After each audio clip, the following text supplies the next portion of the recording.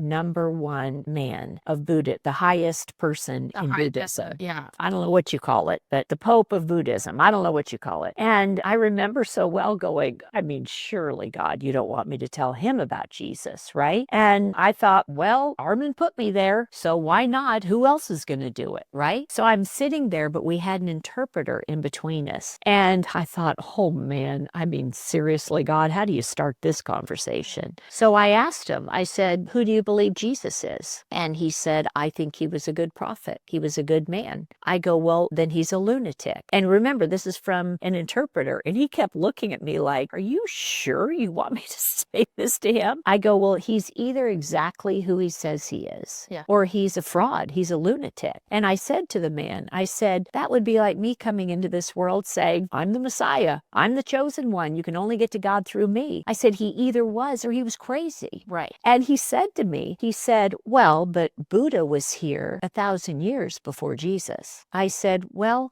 God was not really. not really, because God was here. Yeah, I'm like, well, not so much. I said, actually, Jesus said, I am, which means I was, I am, and I always will be. And I mean, that just came out of the Holy Spirit hat because, how do you answer that? At first, I was like, oh no, how do I do this? But, I said everything I could say. And I said, I believe that Jesus is the Messiah and I have him in my heart. And I spoke to him a little bit more about it. And that next morning, a gift was delivered to my house and this gorgeous Mikimoto pin set. And it was just on the letter, thank you for the most inspiring conversation. So, you just never know. And I believe that he's in heaven today. I just do. Yeah. Because God says his word never returns void.